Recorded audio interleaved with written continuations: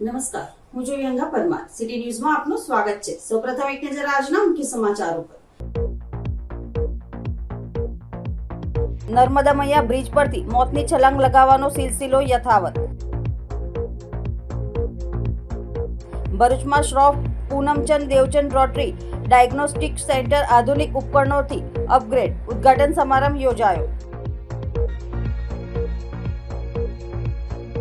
ભરૂચમાં પ્રગટેશ્વર મહાદેવ મંદિરથી કાવી કંબોઈ સુધી સમરસ કાવડ યાત્રાનું ભવ્ય આયોજન. નર્મદા મૈયા બ્રિજ પરથી મોતની છલાંગ લગાવવાનો સિલસિલો યથાવત રહેવા પામ્યો છે. અંકલેશ્વરમાં એક 55 વર્ષીય પુરુષે અંકલેશ્વર નર્મદા મૈયા બ્રિજ પરથી મોતની છલાંગ લગાવી હતી. જેઓ કુકરવાડા ગામના નદી કિનારે પહોંચતા સ્થાનિક નાવિકોએ જોતા તેમને બચાવી લીધા હતા. મારવાવાળા કરતાં બચાવવાળો બહુ મોટો હોય છે. અંકલેશ્વરની નવી દેવી ગામ પાસે આવેલ શિવદર્શન સોસાયટીમાં રહેતા એક પુરુષે રાત્રિના 1 વાગ્યે ઘરેથી નીકળી અંકલેશ્વર નર્મદા મૈયા બ્રિજ પરથી મોતની છલાંગ લગાવી હતી. પાણીમાં પડ્યા બાદ તેઓ સતત હાથ હલાવતા રહ્યા હોય તેઓ વહેલી સવારમાં ભરૂચ તાલુકાના કુકરવાડા ગામના નદી કિનારે પહોંચતા સ્થાનિક નાવિકોએ તેમને જોતા પાણીમાંથી બહાર કાઢી લાવી સામાજિક કાર્યકર ધર્મેશ સોલંકીનો સંપર્ક કરતા ધર્મેશ સોલંકી અને તેમની ટીમ સ્થળ પર પહોંચ્યા હતા. તેઓની પૂછપરછ કરતા તેઓએ જણાવેલું હતું કે હું કંટાળી ગયો છું, મારે જીવવું નથી, મારે મરી જવું છે. વારંવાર પૂછતા તેઓએ તેમની દીકરીનો મોબાઈલ નંબર આપ્યો હતો. સામાજિક કાર્યકર ધર્મેશ સોલંકીએ તેમના પરિવારનો સંપર્ક કરી સ્થળ પર બોલાવ્યા હતા અને પરિવારને સોંપ્યા હતા. છેલ્લા 15 દિવસમાં ત્રીજો બનાવ છે કે જેમણે નર્મદા મૈયા બ્રિજ પરથી મોતની છલાંગ લગાવી હોય. સદનસીબે ત્રણેયને બચાવી લેવામાં આવ્યા છે. દશામાના વ્રતના વિસર્જનના બીજા દિવસે એક વૃદ્ધે નર્મદા મૈયા બ્રિજ ઉપરથી મોતને વહાલું કરવાનો પ્રયત્ન કર્યો હતો, જેમને સ્થાનિક નાવિકો દ્વારા બચાવી લેવામાં આવ્યા હતા. ત્યારબાદ થોડા દિવસોમાં એક યુવતીએ મોતની છલાંગ લગાવી હતી. તેને પણ સામાજિક કાર્યકર ધર્મેશ સોલંકી અને સ્થાનિક માછીમારોની મદદથી બચાવી લેવામાં આવ્યા હતા. જ્યારે આજ રોજ પણ એક આશરે 55 વર્ષની ઉંમરના એક પુરુષે પણ મોતની છલાંગ લગાવી હતી. તેમને પણ ભરૂચ તાલુકાના કુકરવાડા ગામના નદી કિનારેથી સ્થાનિક નાવિકો દ્વારા બચાવી લેવામાં આવ્યા છે. આમ 15 જ દિવસમાં ત્રીજો કિસ્સો છે જેમણે નર્મદા મૈયા બ્રિજ ઉપરથી મોતને વહાલું કરવાનો પ્રયત્ન કર્યો હોય. માટે તંત્ર દ્વારા વહેલામાં વહેલી તકે નર્મદા મૈયા બ્રિજ ઉપર નેટ લગાવવામાં આવે તેવી લોકમાંગ ઉઠવા પામી છે. પરિવાર દ્વારા ભગવાન સ્વરૂપે જીવ બચાવેલ સ્થાનિક નાવિકો તેમજ સામાજિક કાર્યકર ધર્મેશ સોલંકીનો આભાર વ્યક્ત કરવામાં આવ્યો હતો. આજ લગભગ સવારના 6 વાગ્યા દરમિયાન કુકરવાડા ગામેથી એક સ્થાનિક નાવિકનો મારી પર ફોન આવેલ કે એક ભાઈ નર્મદા મૈયા બ્રિજ પરથી મોતની છલાંગ લગાવેલ અને તે ભાઈ જીવતી હાલતમાં કુકરવાડા ગામના નદી કિનારે જ્યાં હનુમાનજી મંદિર આવેલું છે તે કિનારે જીવતી હાલતમાં દેખાઈ રહ્યા છે અને અમે નાવડી દ્વારા તે ભાઈને બહાર કાઢી લાવેલ છે. તેને પૂછતા તે અંકલેશ્વરના જૂની દેવી પાસે આવેલ શિવદર્શન સોસાયટીના હોય તેવું એમણે જણાવેલ. ત્યારબાદ તેઓએ મને ફોન કરેલ અને હું ત્યાં પહોંચી ગયેલ છું મારી ટીમ સાથે અને તેમના પરિવારનો સંપર્ક કરેલો છે. એ ભાઈના પરિવારના લોકો પણ અહીં આવી રહ્યા છે અને ભાઈને જે સ્થાનિક નાવિકો દ્વારા હેમખેમ રીતે જીવતો બચાવી લેવામાં આવેલ છે. આ 15 દિવસની અંદર ત્રીજો બનાવ છે. નર્મદા મૈયા બ્રિજ પર નેટ કેમ નથી લગાવવામાં આવી રહી એક બહુ મોટો પ્રશ્ન ઊભો થઈ રહ્યો છે. દશામાના વ્રતના બીજા દિવસે એક વૃદ્ધે જીવનથી કંટાળીને ભૂચકો મારેલો, તેને પણ સ્થાનિક નાવિકો દ્વારા બચાવી લેવામાં આવેલ. થોડા દિવસ પછીથી એક યુવતીએ મોતની છલાંગ લગાવેલ, તે સામાજિક કાર્યકર ધર્મેશ સોલંકી અને સ્થાનિક નાવિકોની મદદથી બચાવી લેવામાં આવેલ. અને આજ રોજ ફરીથી એક આ પુરુષે જીવનથી કંટાળી અને નર્મદા મૈયા બ્રિજ પરથી મોતની છલાંગ લગાવેલી છે અને તેને રામ રાખે તેને કોણ ચાખે. જેનું જીવન બાકી હોય તેને મારવાવાળા કરતાં બચાવવાવાળો બહુ મોટો છે તેવું કહી શકાય. આ કુકરવાડાના જે સ્થાનિક નાવિકો છે તેમણે એમને બચાવી લીધેલા છે અને એમના પરિવારને બોલાવેલા છે. માટે મારો તંત્રને અનુરોધ છે મીડિયાના માધ્યમથી કે વહેલીમાં વહેલી તકે નર્મદા મૈયા બ્રિજની બાજુમાં નેટ બાંધવામાં આવે. નામ પટેલ રૂમિક કમલેશભાઈ. હું કુકરવાડા ગામનો રહેવાસી છું. હું મચ્છી મારતો હતો. તે દરમિયાન એક બોડી પાણીમાં તરતા આવી હતી. બ્રિજ પરથી કૂદ્યા હતા એ ભાઈ. તો માછી મારતા માટે એ ભાઈ બૂમ પાડે કે બચાવ બચાવ કરીને. તો હું માછીમાર દરમિયાન એ ભાઈ પાસે ગયો. એ ભાઈને હું બચાવ કર્યો. એ ભાઈને બચાવીને હું સીધો કિનારા પર લાવ્યો નાવડી. ત્યાર પછી મેં ધર્મેશ કાકાને ફોન કર્યો, ધર્મેશભાઈ સોલંકીને. એ દરમિયાન એ ભાઈને ફોન કરતાં એ ભાઈ અહીંયા ગાડી તાત્કાલિક હાજર થઈ ગયા હતા. એ દરમિયાન ત્યાર પછી એ ધર્મેશભાઈએ કામજોન એમના ઘરવાસીઓને ફોન કરી તો બધાને બોલાવ્યા છે. એ લોકો આવે છે. Bharuch rotary Club of Bharuch દ્વારા સંચાલિત Shroff Poonamchand Devchand rotary diagnostic centre હવે અતિ આધુનિક પેથોલોજી અને રેડિયોલોજી મશીનો સાથે અપગ્રેડ કરવામાં આવ્યું છે. રોટરી વર્ષ 2023-24 દરમિયાન ભૂતપૂર્વ પ્રમુખ રિઝવાના તલકીન જમીનદારના કાર્યકાળમાં આ પ્રોજેક્ટ માટે $52,862 લગભગ ₹45 લાખની વૈશ્વિક ગ્રાન્ટ પ્રાપ્ત થઈ હતી. Centre 16-17 B block RK Casta Healing Touch Hospital સામે સ્થિત છે અને સમાજના વંચિત વર્ગને પેથોલોજી તથા રેડિયોલોજી પરીક્ષણ બજાર દરના 50% રાહત દરે પૂરી પાડે છે. નવા અપગ્રેડ અંતર્ગત પેથોલોજી વિભાગમાં 4 અતિ આધુનિક મશીનો તથા રેડિયોલોજી વિભાગમાં નવીનતમ અલ્ટ્રાસાઉન્ડ સોનોગ્રાફી મશીન સ્થાપિત કરવામાં આવ્યા છે. કોમ્પ્યુટર સિસ્ટમ અને સોફ્ટવેરને પણ આધુનિક ધોરણો અનુસાર સુધારવામાં આવ્યા છે. આજરોજ નિવૃત્ત district governor Amardeepsinh Bunet, Rotary Club of ભરૂચના વર્તમાન પ્રમુખ CA ભાવેશ હરિયાણી અને ટીમની હાજરીમાં નવા ઉપકરણોનું ઉદ્ઘાટન કરવામાં આવ્યું હતું. આ પ્રસંગે સંસ્થાએ આશા વ્યક્ત કરી છે કે ભરૂચ જિલ્લાના મહત્તમ નાગરિકો આ સુવિધાનો લાભ લેશે. આ પ્રોજેક્ટ માટે રોટરી ઇન્ટરનેશનલનું Rotary Foundation, Rotary Club of Charlotte Hall USA, Rotary Club of ગોર ટુ કેનેડા સહિત અનેક ભૂતપૂર્વ ડિસ્ટ્રિક્ટ ગવર્નર તથા ભૂતપૂર્વ પ્રમુખોએ સહયોગ આપ્યો હતો. ખાસ કરીને ગ્લોબલ ગ્રાન્ટ પ્રાથમિક સંપર્ક ડોક્ટર વિક્રમ પ્રેમકુમાર, ઇલાબેન શાહ અને global grant coordinator doctor Ashok કાપડિયાના પ્રયાસોની પ્રશંસા કરવામાં આવી હતી. રોટરી ક્લબ ઓફ ભરૂચ દ્વારા DG નિહિર દવે અને ભૂતપૂર્વ પ્રમુખ રિઝવાના તલકીન જમીનદારના યોગદાનથી કદર કરવામાં આવી હતી અને પ્રોજેક્ટને સમાજ સેવામાં એક મહત્વપૂર્ણ પગલું ગણાવવામાં આવ્યું હતું. આજે Shroff Poonamchand Devchand rotary diagnostic centre જે ભરૂચમાં આરકે કોમ્પ્લેક્સમાં છે એમાં જે નવી મશીન્સ લેવામાં આવી છે, સોનોગ્રાફી મશીન અને બીજા જે મેડિકલના ઇક્વિપમેન્ટ્સ છે એના ઇનોગ્રેશન માટે આજે અમે બધા અહીંયા આવ્યા છે અને અમારી સાથે ડિસ્ટ્રિક્ટ ગવર્નર 2 વર્ષ પહેલાંના PDG નિહિર દવે અને અમારા રોટરી ક્લબ ભરૂચના પ્રેસિડેન્ટ ભાવેશ હરિયાણી અહીંયા પ્રેઝન્ટ છે. અને આ જે મશીન છે એના માટે જે સૌથી વધારે અમને જે સપોર્ટ કર્યો છે એવા અમારા પરાગભાઈ શેઠ, પાસ ડિસ્ટ્રિક્ટ ગવર્નર, એમના ડાયરેક્ટેડ ગિફ્ટના સપોર્ટથી આ મશીન્સને સપોર્ટ મળ્યો હતો ફાઇનાન્શિયલ, અને એને આપણે લેવામાં આવી છે. અને આ આપણે રોટરી ઇન્ટરનેશનલની ગ્લોબલ ગ્રાન્ટ એમાંથી કરવામાં આવી, જેમાંથી રોટરી ઇન્ટરનેશનલ આમાં સપોર્ટ કરી છે. અને આ જે ડાયગ્નોસ્ટિક સેન્ટર છે, આ ડાયગ્નોસ્ટિક સેન્ટરમાં રોટરી જે છે બહુ જ ઓછા રેટમાં, બહુ જ ઓછા ચાર્જિસ લઈને જે દર્દીઓ છે એમને સપોર્ટ કરે છે અને કમ્યુનિટી સર્વિસ માટે હેલ્પ કરે છે. અને મારું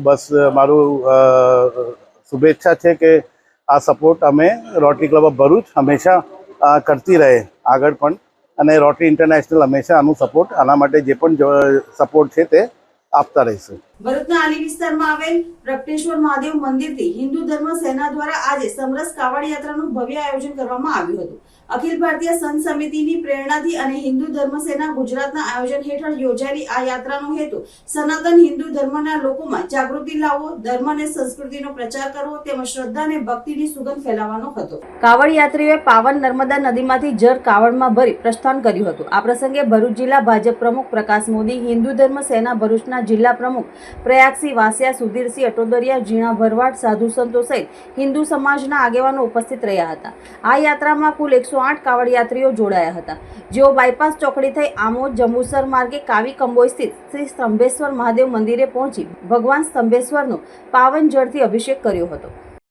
સ્વામી રામચંદ્રદાસજી મહારાજ અખિલ ભારતીય સંત સમિતિ ગુજરાત રાજ્યના મહામંત્રીની જવાબદારી છે. આજે મને ગર્વ છે કે હિન્દુ ધર્મ સેના અને અખિલ ભારતીય સંત સમિતિ દ્વારા આ પ્રગટેશ્વર મહાદેવની જીર્ણોદ્ધાર થઈ છેલ્લા 3 વર્ષથી સમરસતા કાવડ યાત્રા અહીંથી નીકળી રહી છે. આજે કાવડ યાત્રામાં પોતાના જાતને સામેલ થઈને એક ખુશી અને લાગણી અનુભવ કરું છું. અને તમામ હિન્દુ ધર્મ સેનાના કાર્યકર્તાઓને આ શુભ અભિનંદન પણ પાઠવું છું કે તેઓના પ્રયત્નથી આ પ્રગટેશ્વર મહાદેવની નવનિર્માણ થઈ. હિન્દુ ધર્મ સેનાનું એક અભિયાન જ છે કે જે સ્થાન ઉપર આવા અપૂજ્ય મંદિરો છે એ મંદિરોને પુનઃસ્થાપન કરવી અને પુનઃ પૂજા કરવી અને સંત સમિતિના આશીર્વાદથી આ કામ કરવી. મને આજે ભરૂચ જિલ્લામાં આ કામ જોઈને ગુજરાતના તમામ સંતોના હિન્દુ ધર્મસેના છે એ પણ આમાંથી એક પ્રેરણા લેશે એવું અપેક્ષા પણ રાખું છું. ભગવાન શિવને પ્રસન્ન કરવા, શિવના આશીર્વાદ લેવા માટે અનેક શિવ ભક્તો તપશ્ચર્યાના રૂપમાં નિશ્ચિત કરેલા સ્થાન પરથી એ પગપાળા ચાલીને એક તપશ્ચર્યાના સ્વરૂપમાં જ કાવડ જળ ઉપાડીને આજે અહીંયા નર્મદા જળ માં ભાગીરથીના કિનારે આપણે છીએ. તો નર્મદા જળ લઈને પ્રગટેશ્વર મહાદેવનો અભિષેક કર્યો. પ્રગટેશ્વર મહાદેવથી શરૂ કરીને આખા દેશમાં આજે પ્રસિદ્ધ એવું સ્તંભેશ્વર મહાદેવ, ભરૂચ જિલ્લાનું જંબુસર તાલુકાનું કાવી કંબોઈ ગામ, જ્યાં સમુદ્ર કિનારે શિવલિંગ છે, 7 નદીઓનો ત્યાં સંગમ છે અને સ્કંદ પુરાણમાં સ્તંભેશ્વર મહાદેવનો ઉલ્લેખ છે કે કલિયુગમાં આ ગુપ્ત તીર્થ પ્રસિદ્ધ થશે. આજે સ્તંભેશ્વર મહાદેવમાં લાખો ભક્તો અમાસ અને આ શ્રાવણ માસના પવિત્ર દિવસોમાં પણ નિયમિત દર્શન કરવા જાય છે. ગયા સોમવારે ગુજરાતના મુખ્યમંત્રી શ્રી ભૂપેન્દ્રભાઈ પટેલ એમણે પણ સ્તંભેશ્વર મહાદેવમાં આવીને અભિષેક કર્યો. આજે આ ભરૂચ હિન્દુ ધર્મ સેના, જે અખિલ ભારતીય સંત સમિતિ પ્રેરિત છે, એ હિન્દુ ધર્મ સેના દ્વારા શિવ ભક્તો પ્રગટેશ્વર મહાદેવના આશીર્વાદ લઈને, કાવડ લઈને અહીંયાથી પગપાળા સ્તંભેશ્વર મહાદેવના દર્શને જઈ રહ્યા છે. આવી અનેક યાત્રા, ગયા પ્રથમ સોમવારે વડોદરામાંથી કાવડ યાત્રાઓ સ્તંભેશ્વર મહાદેવ પહોંચ્યા. આવતા દિવસોમાં સુરતથી કાવડ યાત્રીઓ તાપી અને નર્મદાનું જળ લઈને સ્તંભેશ્વર મહાદેવનો અભિષેક કરવા જનાર છે. આજે ખૂબ ગૌરવ સાથે આજના આ કાર્યક્રમમાં અખિલ ભારતીય સંત સમિતિના ગુજરાતના મહામંત્રી પરમ પૂજ્ય મહંત રામચંદ્ર દાસજી મહારાજ અને ગુજરાતના ભરૂચના અખિલ ભારતીય સંત સમિતિના મહામંત્રી પૂજ્ય સ્વામી મુક્તાનંદજી મહારાજ, ભારતીય જનતા પાર્ટી ભરૂચ જિલ્લાના અધ્યક્ષ શ્રી પ્રકાશભાઈ મોદી, આવા અનેક લોકો આ કાવડ યાત્રામાં જોડાયા છે. સૌનું ખૂબ ખૂબ સ્વાગત છે. સૌ કાવડ યાત્રીઓને પણ મારા જય સોમનાથ, જય પ્રગટેશ્વર મહાદેવ. ગયા 2 વર્ષનો સંકલ્પ આજે પરિપૂર્ણ થવા જઈ રહ્યો છે.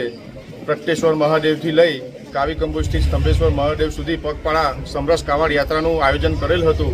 એ હવે થોડા સમયમાં અમે ચાલુ કરીશું. અને આ કાવડ યાત્રા પાછળનો મુખ્ય ઉદ્દેશ એ જ હતો કે જે સનાતન હિન્દુ ધર્મના લોકો છે એ લોકો જાગૃત થાય, ધર્મનો પ્રચાર થાય, સંસ્કૃતિનો પ્રચાર થાય અને દરેક સનાતની હિન્દુ ધર્મમાં શ્રદ્ધા વિશ્વાસ રાખી અને આ જ રીતે ભક્તિની સુવાસ ફેલાવતું રહે, એ જ ઉદ્દેશથી અમે આ કાવડ યાત્રાનું આયોજન કરેલું છે. અને મહાદેવની દયાથી આવી અનેક કાવડ યાત્રાઓ ભવિષ્યમાં હિન્દુ ધર્મ સેના અલગ અલગ વિસ્તારમાં કરશે એવી આપ સૌને હું ખાતરી આપું છું. ભારત માતા કી જય. જય જય ગરવી ગુજરાત. પ્રગટેશ્વર મહાદેવથી સ્ટાર્ટ કરી જંબુસર બાયપાસ, દેરોલ ચોકડી થઈ, નાહિયર આમોદ થઈ, જંબુસર નગર થઈ સ્વરાજ ભવન સ્થિત અમે વિશ્રામ કરીશું. અને સ્વરાજ ભવનથી સવારે બ્રહ્મ મુહૂર્તમાં 4 વાગે પગપાળા નીકળી અને કાવી કંબોજથી સ્તંભેશ્વર મહાદેવે અમે જઈ રુદ્રાભિષેક કરીશું. આમ તો કાવડ યાત્રાની પૌરાણિક શરૂઆત સમુદ્ર મંથન પછી ભગવાન શિવે જે સમુદ્ર મંથન વખતે વિષ પોતે ધારણ કર્યું હતું પોતાના ગળામાં, એમના શરીરમાં સમગ્ર ઉર્જા વ્યાપી ગઈ હતી અને ઉર્જાને શાંત કરવા માટે દેવોએ એમના ઉપર અભિષેક કર્યો હતો. ત્યાર પછી રાવણ કે જે શિવનો ભક્ત હતો એમને કાવડ યાત્રા કરી અને બાગપત પુરા મહાદેવના મંદિરમાં શિવાલય પર જળાભિષેક કર્યો. એ પછી ભગવાન પરશુરામ કે જેમને પણ બાગપત પુરા મહાદેવના શિવાલયમાં જળાભિષેક કર્યો અને ત્યારથી આ કાવડ યાત્રા સમગ્ર દેશભરમાં અનેક રાજ્યોમાં થઈ રહી છે. અને આજે અહીંથી શુભ શરૂઆત છે અને જંબુસર કાવી કંબોઈ મુકામે સ્તંભેશ્વર મહાદેવના મંદિરે આવતીકાલે એની પૂર્ણાહુતિ. ભરૂચના એસ્ટ્રોલોજર ભરતભાઈ ગુર્જરે ભારત પાકિસ્તાન વચ્ચે યુદ્ધ સહિતની કરેલી આગાહી સાચી સાબિત થઈ છે. તો તેઓ હવે ભૂસ્ખલન અને ડેમ તૂટવા જેવી આગાહી પણ કરી રહ્યા છે. ભરૂચના એસ્ટ્રોલોજર અને વાસ્તુશાસ્ત્ર નિષ્ણાંત ભરતભાઈ ગુર્જર યુટ્યુબ પર ખૂબ જ સક્રિય રહે છે. તેઓએ તેમની એક ચેનલમાં કોરોના, ટ્રમ્પના વિજય, ધરતીકંપ સહિત કેટલી આગાહીઓ કરી છે. જે બાદ ભારત પાકિસ્તાન વચ્ચે યુદ્ધ, આતંકવાદી હુમલો વગેરેની પણ આગાહી કરી હતી, જે સાચી પડી હોવાનું જણાવી ભરતભાઈ જણાવે છે કે આગામી દિવસોમાં પૂર્વોત્તર વિસ્તાર, ચીન, તિબેટ કે અન્યમાં ભૂસ્ખલન, ડેમ તૂટવા જેવી ઘટનાઓ બનશે તેવી આગાહી કરવામાં આવી છે. ઓસ્ટ્રેલિયાથી મેં આગાહી કરી હતી અને મેં અહીં આગળ રિક્વેસ્ટ કરી હતી કે 20 એપ્રિલ 2020 પછી બહુ જ સખત કોરોનાનો વાયરસ વધશે અને ઘણા લોકો મૃત્યુ પામશે. તો મેં એક મારા મિત્રને કહી હતી કે તમે બની શકે તો પબ્લિકમાં આપો, નહીં તો આ બહુ તબાહી મચાવશે. અને જે દુઃખદ વાત છે કે જે સાચી થઈ છે. ત્યાર પછી મેં ઘણી બધી આગાહી યુટ્યુબના માધ્યમથી કરી છે અને જે સાચી પડી છે. 25માં ઇન્ડિયા ન્યૂઝીલેન્ડની જ્યારે ફાઇનલ હતી તેમાં મેં આગાહી કરી હતી કે ઇન્ડિયા જીતશે, જે આગાહી સાચી પડી. 1/4/2025 ટેરરિસ્ટ એટેક થશે અને કોરોનાનો નવો વેરિયન્ટ આવશે, જે ફક્ત 2 મહિનામાં એની અસર ઓછી થઈ જશે, જે પણ સાચી સાબિત થઈ છે. ભારત એરસ્ટ્રાઇક 7/4/2025 ભારત એરસ્ટ્રાઇક કરશે પણ ભારત અને પાકિસ્તાન વચ્ચે યુદ્ધ નહીં થાય એ આગાહી પણ મેં કરી હતી. અને 15મી જૂન 2025 પછી કોઈ 2 દેશો વચ્ચે દુનિયામાં ભયંકર યુદ્ધ થશે અને એ એટોમિક યુદ્ધ થશે અને જે તારાજી લાવશે, જે સાબિત થઈ છે. ઈરાન અને ઇઝરાયલ વચ્ચે ભયંકર યુદ્ધ થયું, જેની મેં આગાહી કરી હતી. ત્યાર પછી 16/6/2025 પછી ભયંકર ધરતીકંપ થશે, ભયંકર સ્ટોર્મ આવશે અને સુનામી આવશે, તેની પણ મેં આગાહી 16/6/2025માં કરી હતી, જે તમે યુટ્યુબના માધ્યમ પર સાયન્સ એસ્ટ્રોલોજીની ચેનલમાં જોઈ શકશો. 31/12/2025 સુધી આગજની, ધરતીકંપ, સ્ટોર્મ, સુનામી એ બધા પ્રસંગો થયા હશે. નાના મોટા યુદ્ધ પણ થયા કરશે. 16 ઓગસ્ટથી 16 સપ્ટેમ્બર સુધીમાં દુનિયામાં કોઈ સરકાર ઉથલી જશે અને લોકોનો સખત પ્રચંડ વિરોધ એ સરકાર સામે થશે, એવી આગાહી છે મારી છે. એકચ્યુઅલી મેં ભૃગુ સંહિતાનો અભ્યાસ કર્યો છે અને વૈદિક જ્યોતિષશાસ્ત્રના ઘણા બુક્સ પણ પ્રિફર કર્યા છે, પરંતુ મારી ધારણા મુજબ મને અંદરથી જ અમુક પ્રેરણા આવે છે અને જે હું મૂકું છું અને જે સાચી પડે છે. અને મેઇન મારો આધાર છે તે પ્લેનેટના ટ્રાન્ઝિટ પર છે. ઓલવેઝ યુનિવર્સમાં જે પ્લેનેટ ટ્રાન્ઝિટ થાય છે તેની અસર પૃથ્વી પર થાય છે અને જેના આધારે હું કહું છું, અને જેનો મેઇન આધાર પંચાંગ છે. પંચાંગના પરથી જ આ બધી હું આગાહી કરું છું. અંતમાં મુખ્ય સમાચારો પર ફરી એક નજર. નર્મદા મૈયા બ્રિજ પરથી મોતની છલાંગ લગાવવાનો સિલસિલો યથાવત. ભરૂચમાં Shroff Poonamchand Devchand rotary diagnostic centre આધુનિક ઉપકરણોથી અપગ્રેડ, ઉદ્ઘાટન સમારંભ યોજાયો. ભરૂચમાં પ્રગટેશ્વર મહાદેવ મંદિરથી કાવી કંબોઈ સુધી સમરસ કાવડ યાત્રાનું ભવ્ય આયોજન. આજના સિટી ન્યૂઝ સમાપ્ત થયા. નવીન સમાચારો સાથે ફરી મળીશું. નમસ્કાર.